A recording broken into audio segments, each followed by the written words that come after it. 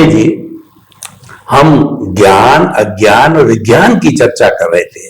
उसमें एक विषय आया कि ये सारा काम जो मेन एग्जीक्यूटिव बॉडी है, जो सारा कुछ करने वाला है, वह प्रतिष्ठित आत्मा है। और प्रतिष्ठित आत्मा आपकी कहिए, दादा भगवान की कहिए, अकल विज्ञान की कहिए, एक विशेष खोज है। क्योंकि मैंने भी जो है बहुत से दर्शनों को पढ़ा है, कहीं प्रतिष्ठित आत्मा शब्द नहीं मिला, वो दादा भगवान आपके माध्यम से मिला और बहुत सुंदर उसकी व्याख्या भी है। तो हमारे श्रोतागण, क्योंकि ये बहुत जिज्ञासा का विषय है, तो प्रतिष्ठित आत्मा को थोड़ा खोल करके बताइए, क्योंकि ये ऐसा विषय है कि हम पुरुषार्थ की बात करते हैं, तो पुरुषार्थ का माध्यम क्या है? पुरुषार्थ का माध्यम प्रतिष्ठित आत्मा है। इसको जितनी बार खोल खोल के समझेंगे, तभी हमारा ये सारा विज्ञान खुला होगा। यस, तो कृपया प्रतिष्ठित आत्मा के बारे में थोड़ा खोल के बताइए। Yes yes. वैसे तो सामाजिक और धार्मिक दृष्टिकोण से पुरुषार्थ मन वचन काया करता है, वही हमारे शास्त्र या धर्मगुरु बताते हैं सभी धर्म के अंदर। वास्तव में पुरुषार्थ का काम न मन वचन काया का है और न ही आत्मा का है। मन वचन काया वो तो कर्मों के भुगतान का साधन मात्र है, इसीलिए वो पुरुषार्थ कर नहीं सकते। मन वचन काया का क्रिएटर, ऑपरेटर, डिस्ट्रॉयर कुदरत है, और इसीलिए हम इसको स्वतंत्रता से कुछ कर सकते नहीं है। और आत्मा खुद ही चेतन, अविनाशी और सभी प्रकार की अन्य शक्तियों वाला होने के नाते उनको कोई पुरुषार्थ करने की आवश्यकता नहीं है। तो न आत्मा करेगा और न ही शरीर करेगा। तो पुरुषार्थ कौन करेगा? पुरुषार्थ मात्र प्रतिष्ठित आत्मा करेगा। मगर प्रतिष्ठित आत्मा को कैसे समझेंगे?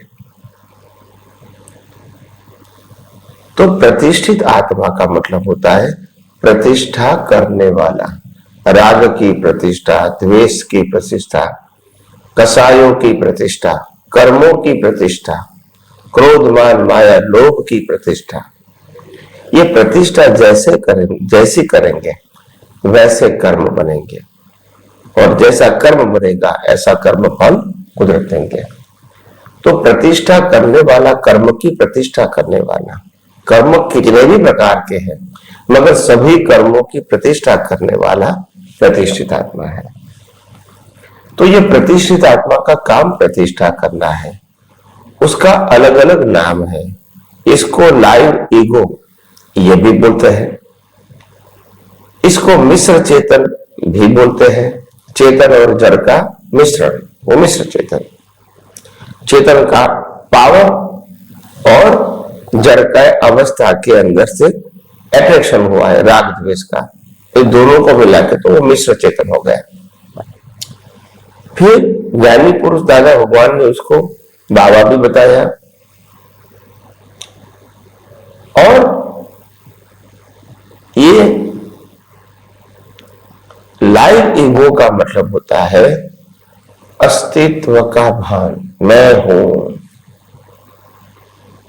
ये सभी जीवों के अंदर है, मगर मैं क्या हूं, ये सबसे बड़ा प्रश्न है। मैं हूं ऐसा तो सबको मालूम है, मगर मैं क्या हूं वो समझ में नहीं आता है।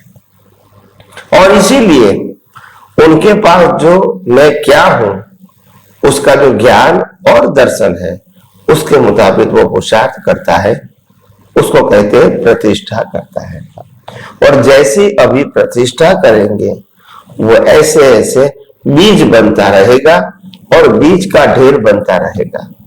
और सभी बीजों का ढेर जो बनेगा पूरी लाइफ में, सभी पूरी लाइफ में जो ये ढेर बनेगा कर्म बनने का, वो जो ढेर है उसको बंच ऑफ कर्म कहेंगे। एक कर्म को इंग्लिश में कॉज कहते हैं, और बंच ऑफ कर्म को पूरी लाइफ के कॉजल बॉडी कहते हैं। वो कॉजल बॉडी प्रतिष्ठित आत्मा ने बनाई। वो कॉजल बॉडी के आधार से कुदरत तय करता है कि ये कॉजल बॉडी को भुगतान करने के लिए किस प्रकार का इफेक्ट बॉडी उनको दो, कॉजल बॉडी के आधार से। चाहे उसका मनुष्य का बर्थ दो, मनुष्य में भी स्त्री या पुरुष का दो, या तो पशु योनि में कोई योनि में उसका जन्म दूं, बॉडी दूं, या नरगति का बॉडी दूं, या देवलोक का बॉडी दूं, कौन सा बॉडी दूं, तो वो कर्म के आधार से डिसाइड करेंगे। और जैसा कर्म की क्वालिटी होगी उसको भुगतान के लिए इसी प्रकार के शरीर रूपी साधन कुदरत प्रोवाइड करेगा। और जब साधन देगा तो साधन को जिंदा रखने के लिए, चलाने के लिए और कर्म की भुगतान के लिए और उसका अंत लाने की सभी प्रक्रिया कुदरत ही करेगी। तो इसीलिए जो प्रतिष्ठित आत्मा शब्द है वो दादा भगवान की खोज है, बहुत बड़ी खोज है। और हमने वो प्रतिष्ठित आत्मा के ज्ञान को और एनलार्ज किया, नया नहीं किया, एनलार्ज किया, और उसको लोक भोग्य भाषा में लोगों को बताने की कोशिश किया। और इसीलिए लोग धीरे धीरे उनकी उन बातों को समझने लगे। मैंने बहुत सारा प्रतिष्ठित आत्मा के बारे में कहा कि प्रतिष्ठित आत्मा जब तक अज्ञान रहेगा, जब तक पुरुषार्थ रहेगा, तब तक प्रतिष्ठित आत्मा रहेगा। अगर अज्ञान खत्म हो गया तो पुरुषार्थ खत्म हो गया, तो फिर प्रतिष्ठित आत्मा लाइव नहीं रहेगा। तो यह सिद्धांत हो गया। मगर हमने दो प्रतिष्ठित आत्मा की बात कही, चार्ज और डिस्चार्ज। चार्ज प्रतिष्ठित आत्मा जो इस वर्ष में चार्ज करता हूं कर्म, प्रतिष्ठा करते करते एक एक करके कर्म चार्ज करता हूं, और पूरी लाइफ के बंच ऑफ कर्म जो होते हैं जिसको हम कॉजल बॉडी बोलते हैं। तो जो कॉजल बॉडी है, कॉजल बॉडी का मतलब कारण शरीर, वो कॉजल बॉडी प्रतिष्ठित आत्मा बनाती है। और वो कैसे बनाती है? उनके पास जो ज्ञान दर्शन है वो ज्ञान दर्शन का अवस्था में उपयोग करके अपने बिलीफ के माध्यम से वो नए कॉज बनाते हैं। जैसे अगर प्रकृति चोरी करती है तो कॉजल बॉडी के अंदर अगर चोरी करना उसको सही लगता है तो वो कहेगा चोरी करेंगे, इसमें क्या तकलीफ है, घर तो चलता है अपना। तो वो चोरी करता है और कॉज भी डालता है चोरी करने का। दूसरा कोई व्यक्ति है वो भी चोरी करता है, वो उनको लगता है, उनके ज्ञान में ऐसा है कि चोरी नहीं करना चाहिए, ये गलत रास्ता है, किसी को दुख पहुंचाने का रास्ता है, ये मानवता का रास्ता नहीं है। तो वो क्या कहेंगे, चोरी करेंगे और भाव करेंगे कि हे परमात्मा मैं ऐसी चोरी नहीं करूं, ऐसी आप मेरे को संयोग और शक्ति दो। तो ये कॉज बन गए। तो यानी कॉज का मतलब होता है वर्तमान ज्ञान दर्शन जो है उसका उपयोग से कॉज बनता है, सिर्फ अवस्था से नहीं। दूसरी बात, तो ये कॉज इफेक्ट की मैंने बात कहा, आध्यात्म विज्ञान उससे ऊपर है। आध्यात्म विज्ञान कहता है अगर प्रकृति चोरी करती है या दान देती है, हमको प्रकृति से ही मुक्त रहना है और प्रकृति की हर अवस्था और क्रिया को कुदरती रचना ही देखना है, अच्छा बुरा नहीं देखना है। क्योंकि अच्छा बुरा ही द्वंद है और द्वंद से ही संसार खड़ा भी होता है और चालू भी रहता है। हमको प्रकृति को अच्छा नहीं करना है, प्रकृति को बिगाड़ना नहीं है, हमको प्रकृति से मुक्त रहना है। और इसीलिए हम आध्यात्म विज्ञान में प्रकृति की अवस्था और 5 ज्ञानेंद्रियों से अनुभव में आती पूरी सृष्टि, उसमें जो भी दिखता है, जो भी अनुभव होता है, इसको सिर्फ और सिर्फ कुदरती रचना देखना, यही केवल दर्शन का पुरुषार्थ है। और यही पुरुषार्थ से हम सभी प्रकार के अज्ञान को धीरे धीरे मिटा सकते हैं। यह प्रक्रिया है और कोई चमत्कारिक रास्ता नहीं है।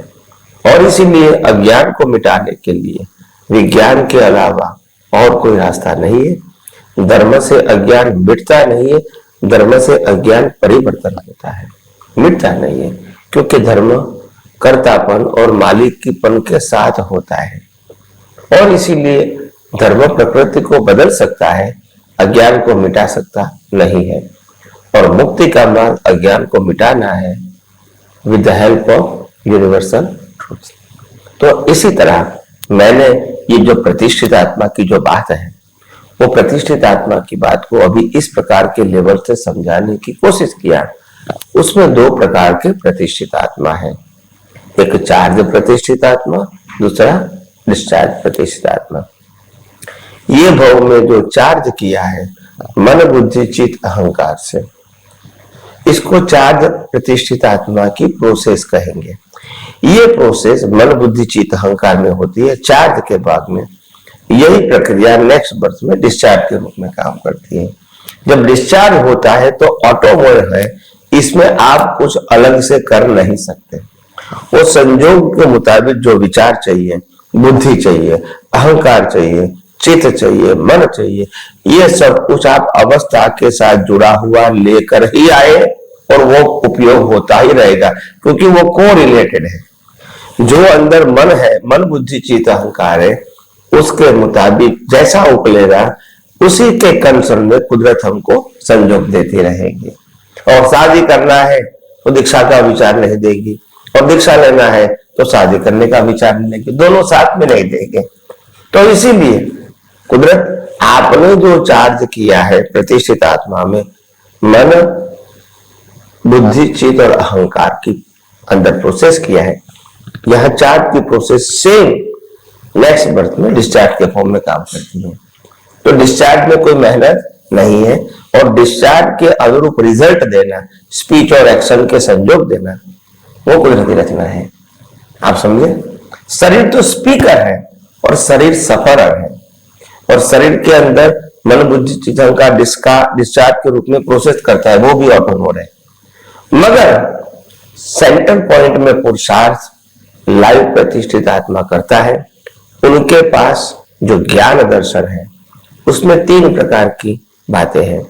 पिछले अवतार का डेवलपमेंट भी पुरुषार्थ में काम आएगा, वर्तमान संयोग भी काम आएगा, और वर्तमान ज्ञान दर्शन है वो भी आप संयोग और वर्तमान में जो ज्ञान दर्शन नया पाया है वो भी आपको पुरुषार्थ में सहायक हो सकता है। तीन चीजें, पिछले अवतार का डेवलपमेंट, वर्तमान संयोग, और ये अवतार में मिला ज्ञान दर्शन, वो भी आपको पुरुषार्थ में सहायक मिलता है। और जो मैकेनिकल भाग है वो तो चलता ही रहेगा, उसमें हमको कुछ करना नहीं है। तो इसीलिए आगे आगे हम ये आध्यात्म विज्ञान के अंदर प्रतिष्ठित आत्मा दो प्रकार का है, लाइव और मैकेनिकल, वो भी अलग अलग समय पे उसका उत्तर और बारीकाई से देते रहेंगे।